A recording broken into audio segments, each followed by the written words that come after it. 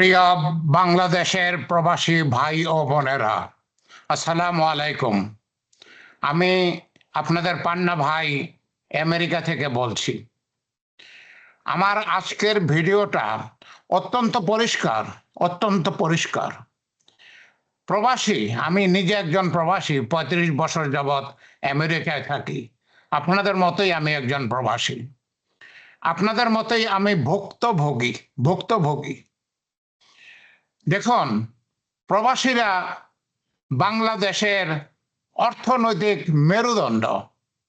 মেরুদণ্ড না থাকলে যেরকম একটা মানুষ অকেজো হয়ে যায়, কোনো কাজ করতে পারে না, প্রবাসীরা না থাকলে বাংলাদেশ অর্থনৈতিকভাবে অকেজো হয়ে যাবে। বাংলাদেশে এখন একমাত্র বৈদেশিক মুদ্রা প্রবাসীরাই আনেন। আর মিল ফ্যাক্টরি যেগুলো আছে, এরা যেসব বিদেশে রপ্তানি করেন তার বেশিরভাগই তো চুরি করেন, বেশিরভাগই বিভিন্নভাবে চুরি করেন। বৈদেশিক মুদ্রা আর দেশে আসে না।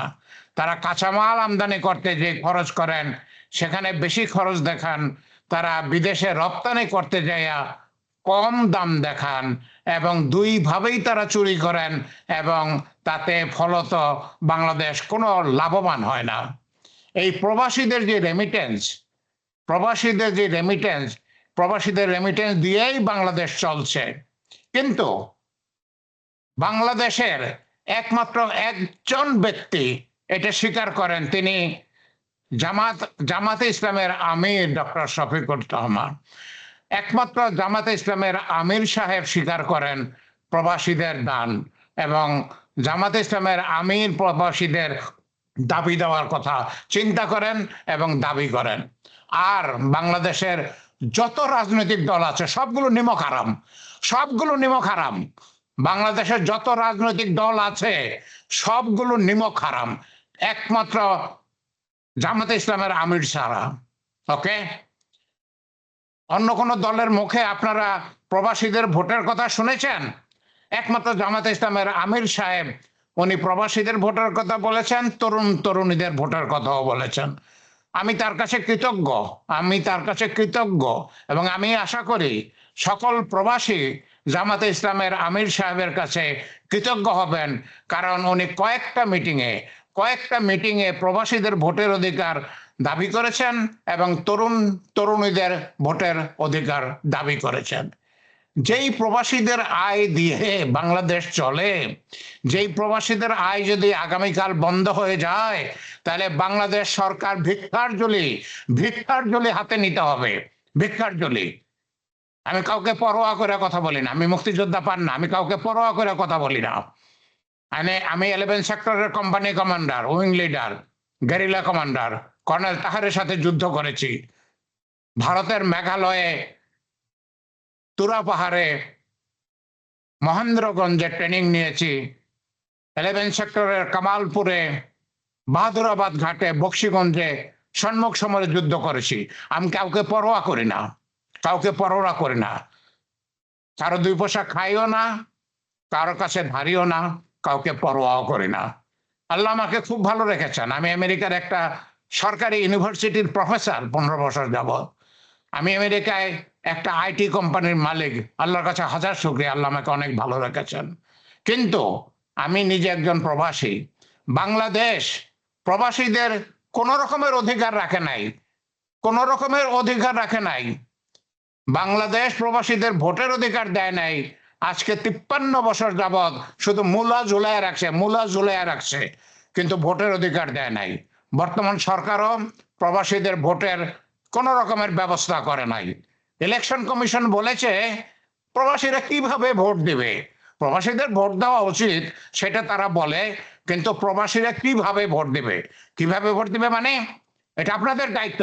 আপনারা ইলেকশন কমিশনের কমিশনার, এটা আপনাদের দায়িত্ব, কিভাবে ভোট দিবে সেই ব্যবস্থা আপনারা করবেন।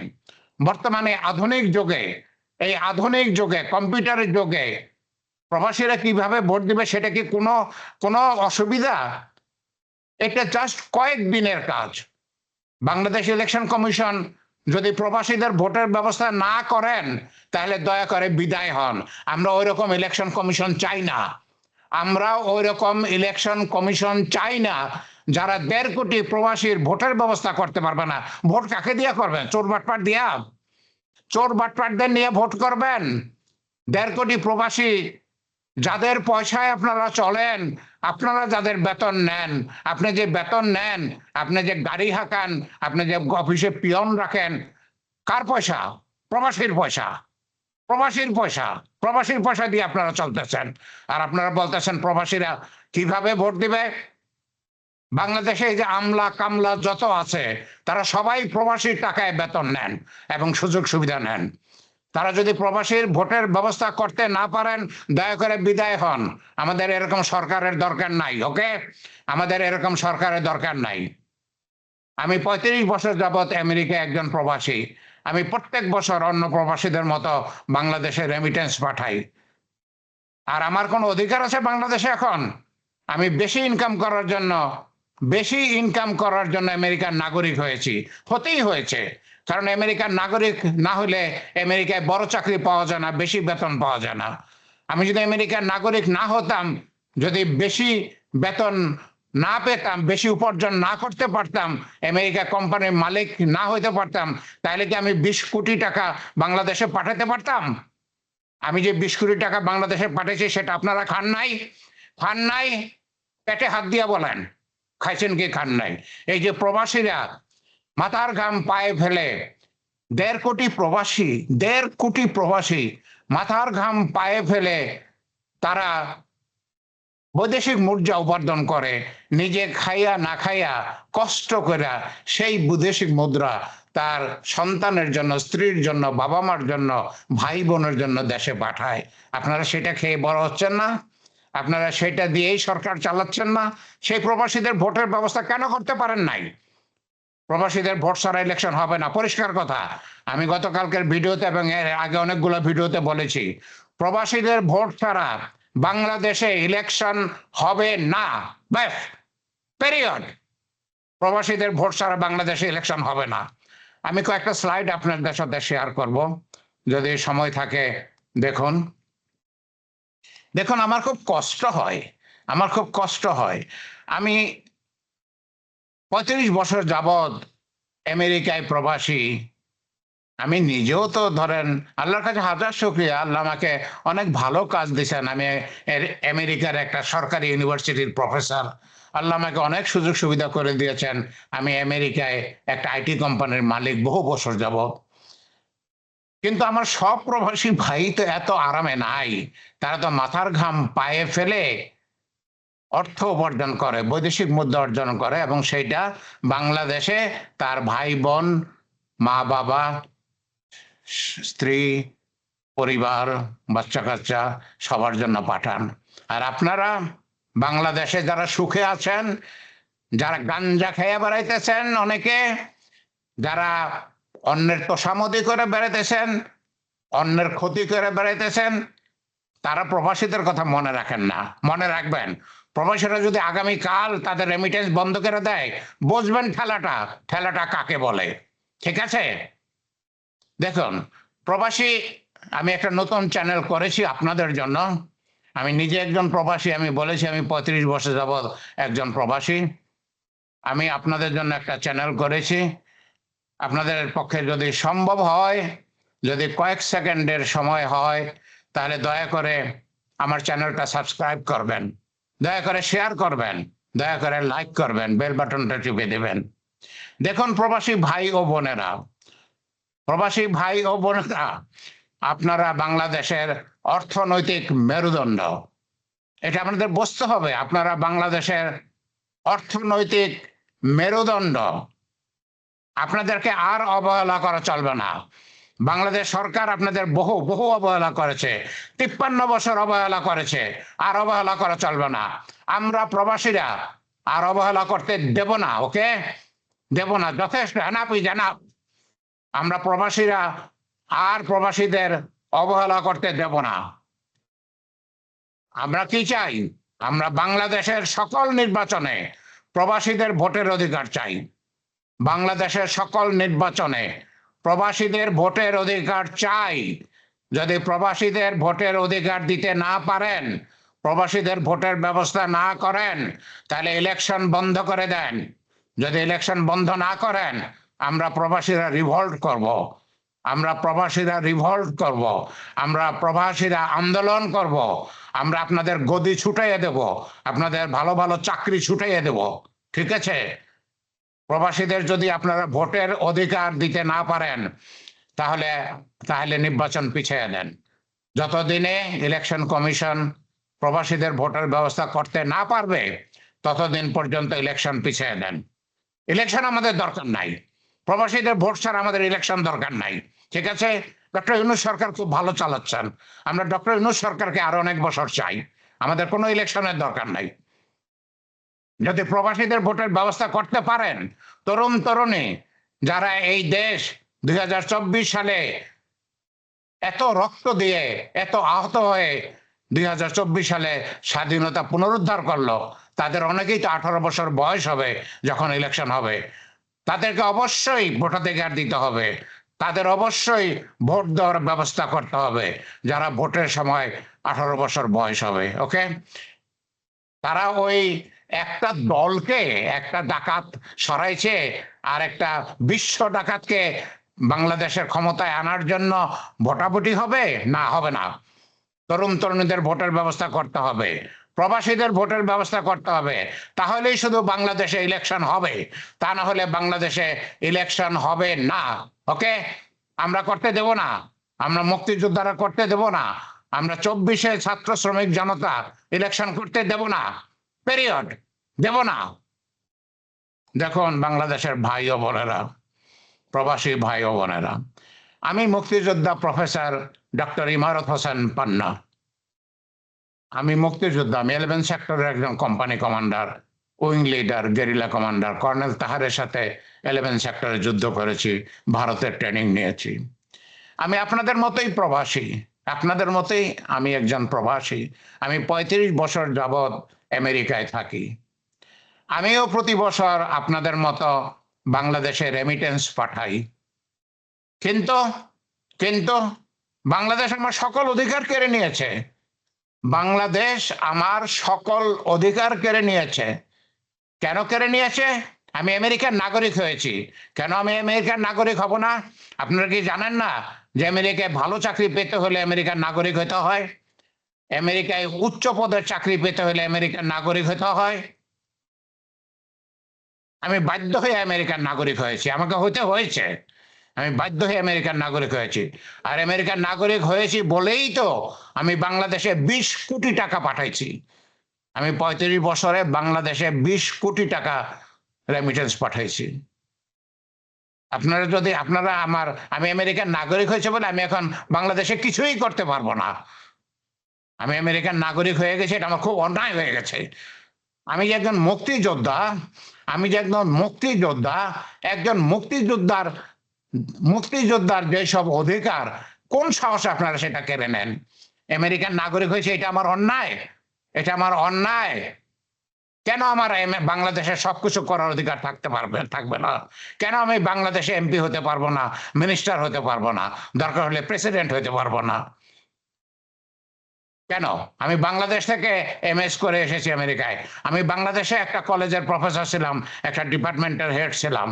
আমি একজন বিসিএস অফিসার, আমি একজন বিসিএস অফিসার। আমি 35 বছর যাবৎ আমেরিকায় থাকি, আমি রেমিটেন্স পাঠাই। আমি বাধ্য হয়ে আমেরিকার সিটিজেনশিপ নিয়েছি। যখন যখন টুইন টাওয়ার ধ্বংস হয়ে গেল তখন সকল মুসলিম সিনিয়র অফিসারদের চাকরি চলে গিয়েছিল, আমারও চাকরি চলে গিয়েছিল। আমি বাধ্য হইয়া আমার নাম পরিবর্তন করেছি, আমার নাম ইমারত হোসেন পান্না, আমি বাধ্য হয়ে আমার নাম এম পান্না করেছি। আমি সিটিজেনশিপ নিয়েছি যাতে আমি চাকরি পাই, এবং সিটিজেনশিপ নেওয়ার পরেই আমি চাকরি পেয়েছি। তো সেটাই তো, সেটা অনেকেরই ভাগ্যে এটা ঘটেছে। আমি বাধ্য হয়ে আমেরিকার সিটিজেন হয়েছি, আর সিটিজেন হয়েছি বলে আল্লাহর কাছে হাজার শুকরিয়া, হাজার শুকরিয়া। আমি খুব ভালো চাকরি পেয়েছি, খুব ভালো। অনেকে কল্পনা করতে পারবেন না যে আমি কত ভালো চাকরি করেছি আল্লাহর রহমতে। যাই হোক, সেটা বড় কথা না। বড় কথা হচ্ছে যে আমি একজন মুক্তিযোদ্ধা, আমি 35 বছর যাবত আমেরিকায় থাকি এবং বাংলাদেশে রেমিটেন্স পাঠাই। বাংলাদেশ সরকার আমার সকল অধিকার কেড়ে নিচ্ছে। বাংলাদেশ সরকার আমার সকল অধিকার কেড়ে নিচ্ছে। আমি বাংলাদেশে কোনো ইলেকশনে কম্পিট করতে পারবো না, প্রতিযোগিতা করতে পারবো না, কারণ আমার দোষ, আমি আমেরিকার নাগরিক। আহা আহা, আমি আমেরিকার নাগরিক হলে তোমাদের আমি 20 কোটি টাকা কিভাবে পাঠাইতাম, কিভাবে পাঠাইতাম? কোথায় থেকে পাইতা তোমরা 20 কোটি টাকা? যারা এইসব কথা বলো তারা 20 কোটি টাকা বিদেশে পাচার করছো, আর আমি বাংলাদেশে 20 কোটি টাকা পাঠাইছি। যাই হোক, রাগ করে কোনো লাভ নাই। যাই হোক, আমিও প্রতি বছর সবার মতো রেমিটেন্স পাঠাই। বাংলাদেশ সরকার আমার অধিকার কেড়ে নিয়েছে। আমি সকল প্রবাসীর জন্য সংগ্রাম করতে চাই। আমি সকল প্রবাসীর জন্য সংগ্রাম করতে চাই, সংগ্রাম করতে চাই। ইনশাল্লাহ আপনারা আমাদের সাথে থাকবেন, আপনারা আমার সঙ্গে থাকবেন, আপনারা আমার সঙ্গে থাকবেন। আমি পরিষ্কারভাবে বলে দিতে চাই, প্রবাসীদের কোনো খরচ দিতে হবে না, 1 পয়সার জন্য খরচ করতে হবে না। আপনাদের কাছে আমি কখনো 1 পয়সা চাবো না। যদি কোনো খরচ হয় সেটা আমি আমার পকেট থেকে করব, ওকে?